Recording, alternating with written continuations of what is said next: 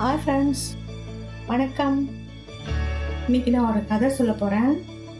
ஒரு அழகான பெண்ணின் கதை. ஒரு அழகான பொண்ணு அவள் எடுத்த 2 தவறான முடிவுனால அவளோட வாழ்க்கையில் என்ன நடந்தது அப்படிங்கிறது தான் இந்த கதை. ரெடியா? வாங்க கதைக்குள்ளே போகலாம். அவள் பேர் பிரியா. அவள் என்னோட அழகான தோழி. ஸ்கூல்லேருந்து காலேஜ் வரைக்கும் ஒன்றா தான் படிக்க போனோம். நாங்கள் கல்லூரியில் 4 ஃப்ரெண்ட்ஸு. அவள் மட்டும் பிஏ இங்கிலீஷ் லிட்ரேச்சர், நாங்கள் பிஎஸ்சி ஃபிசிக்ஸு. நாங்கள் படித்தது உமன்ஸ் காலேஜ்.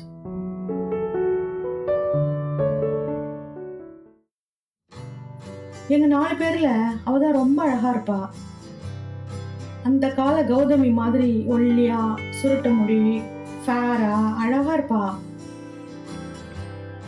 காலேஜ் விட்டு கேட்டை தாண்டினா போதும், அவளை பார்க்க ஒரு பாய்ஸ் கூட்டமே நிற்கும். அவளுக்கு ஒரே பெருமையா இருக்கும். அவங்க இவளை பார்க்கறத விட இவ தான் அவங்கள பார்த்து சைட் அடிச்சுட்டே வருவா. நாங்களாம் அவளை கிண்டல் பண்ணி சிரிச்சுட்டே இருப்போம். ஒரு நாள் அவள் ஹேண்ட்பேக்ல இருந்து பென் எடுக்க போனேன். உள்ள ஒரு கார்டு இருந்துச்சு. I love you card by அரின்னு இருந்துச்சு. வேகமா ஓடி வந்தா. பாத்துட்டியா போச்சு அப்படின்னு சிரிச்சா. சொல்லு யார் என்ன கேட்போம். அவன் பேரு ஹரி. பக்கத்துல இருக்கிற மென்ஸ் காலேஜ்ல அவனும் இங்கிலீஷ் லிட்ரேச்சர் தான் படிக்கிறான். எனக்கும் அவனை பிடிச்சிருக்குன்னு சொன்னான். அவனோட போட்டோ காமிச்சா. அழகா இருந்தான், சூர்யா மாதிரி. ஒரு வருஷம் 2 பேரும் லவ் பண்ணாங்க. எனக்கு என்னமோ பிடிக்கல. ஒரு நாள் கிரவுண்டில் உட்காந்து எங்கள் கிளாஸ் பசங்களோட அரட்டை அடிச்சுட்டு இருந்தோம்.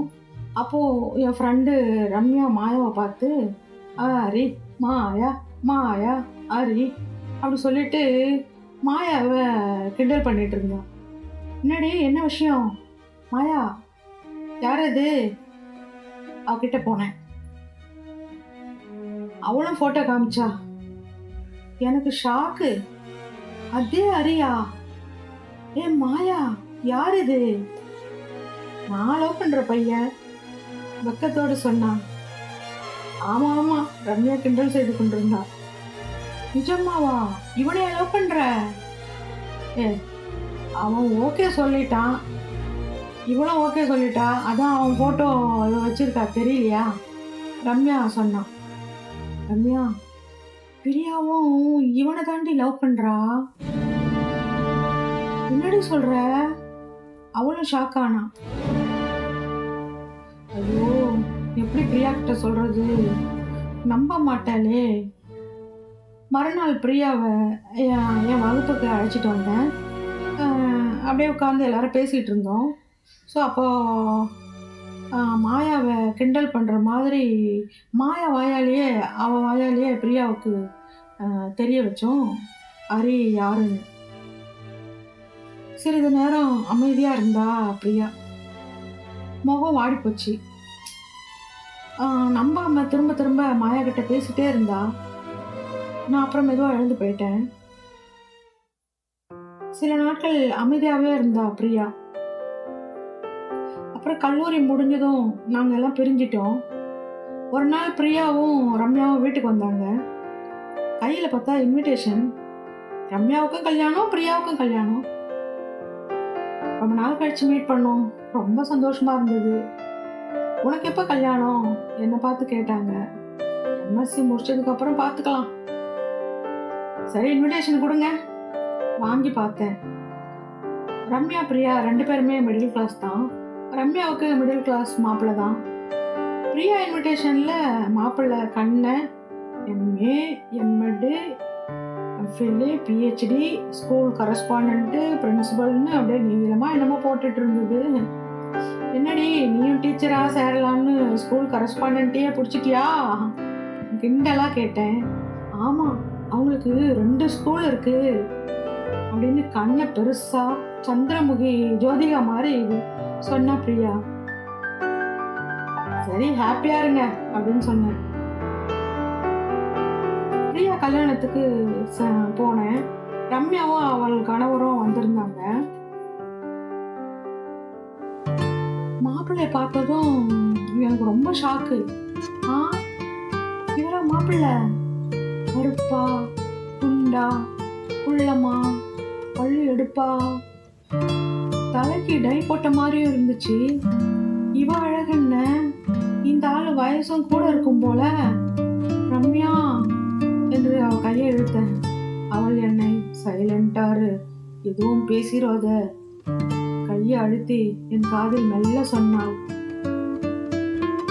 பிரியாவோ ஜாலியா சிரிச்சுட்டு ரொம்ப ஹாப்பியா ஸ்டேஜில் நின்றுட்டு இருந்தா.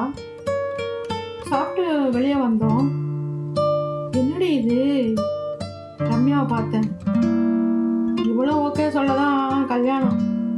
உனக்கே தெரியும்ல, அவன் லக்ஸரியா வாழணும்னு ரொம்ப ஆசைப்படுவான்னு. அதுதான் அவங்க வீட்டில் சொன்னதும் இவ்வளோ ஓகே சொல்லிட்டாடி. சரி, பெருமூச்சு விட்டு விட்டு பாய் சொல்லிவிட்டு வந்துட்டேன். 5 வருஷம் கழிச்சு தான் மறுபடியும் அவளை பார்க்குற ஒரு சந்தர்ப்பம் வந்தது. எனக்கு வேலை கிடைச்சி ஒரு ஊருக்கு போனேன். அந்த ஊரில் தான் அவள் வீட்டில் போய் அவளை பார்த்தேன். கையில் ஒரு பொம்பளை குழந்தை. என்னை அப்படி உபசரிச்சா. கிச்சனில் போய் அவளை மெதுவாக எப்படி இருக்கடி அப்படின்னு கேட்டேன். உடனே அழ ஆரம்பிச்சிட்டா. அப்போ அவங்க ஹஸ்பண்ட் அங்கே இல்லை. நான் அவசரப்பட்டுட்டேன்டி, பணத்துக்கு ஆசைப்பட்டேன். எனக்கு எல்லா வசதியும் இருக்கு, ஆனால் சிறையில் இருக்கிற மாதிரி இருக்கு. கல்யாணம் ஆன புதுசில் சினிமா போவோம், பாதியிலே கூட்டிகிட்டு வந்துடுவார். தேட்டரில் யாரோ ஏதாச்சும் கமெண்ட் பண்ணால் இன்டர்வெல்லே என்னை கூட்டிகிட்டு வந்துடுவார். வெளியே போனால் கண்ணை மூடு தூங்கிட்டு வா அப்படின்னு சொல்லுவார். என்னை வெளியவே அனுப்ப மாட்டார். உனக்கு எதனாலும் சொல்லு, நான் வாங்கி தரேன் அப்படின்னு சொல்லிட்டு என்னை வெளியே அனுப்புறதில்ல. வெளியே போகும்போது வீட்டை வெளியே பூட்டிட்டு போயிடுவாரு. பிரியா அழுதா. அழாத பிரியா, நீ இன்னைக்கு வரேன்னு சொன்னேன்டி, உன்னை வெயிட் பண்ண சொல்லியிருக்காரு, இப்போ வருவாரு. அழுதுட்டே சொன்னான். எனக்கு என்ன சொல்றதுன்னே தெரியல. மனசு ரொம்ப கஷ்டமா இருந்தது. கொஞ்ச நேரத்தில் அவரும் வந்தாரு. என்கிட்ட நல்லா பேசினாரு. நான் அப்புறம் கிளம்பிட்டேன். என் கல்யாணத்துல ஒரு முறை அவளை பார்த்தேன். அதுக்கப்புறம் அவளை பார்க்க முடியல.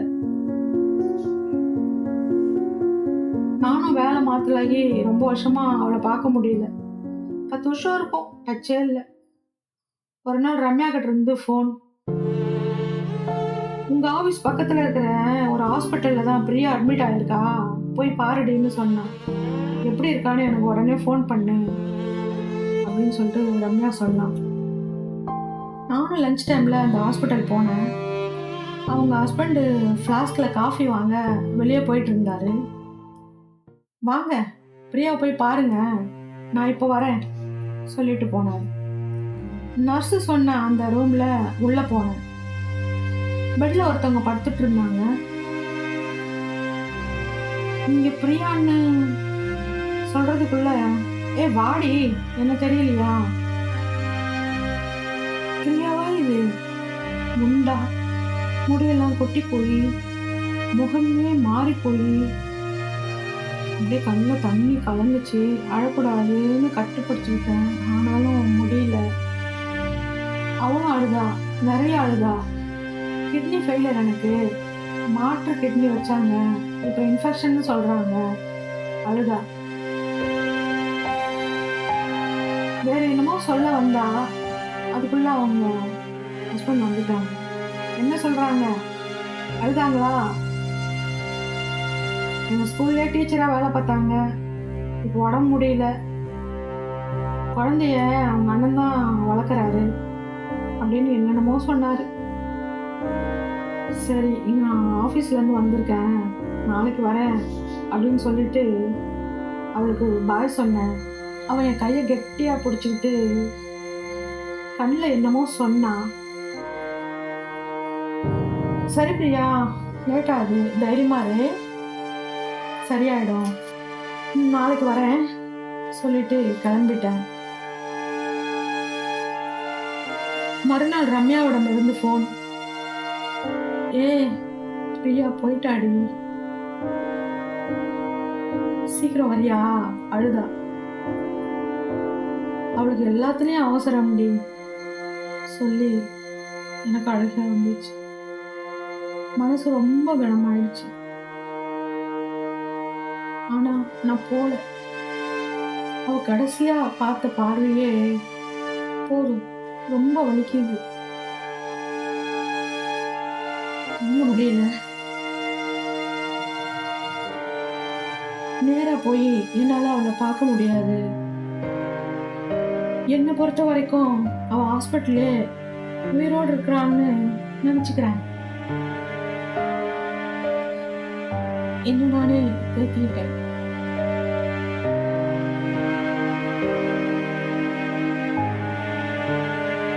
இந்த கதை பிடிச்சிருக்கா?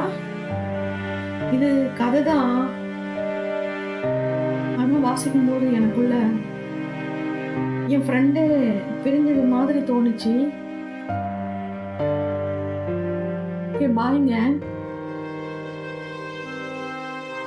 வேற ஒரு கதையில மறுபடியும் சந்திப்போம்.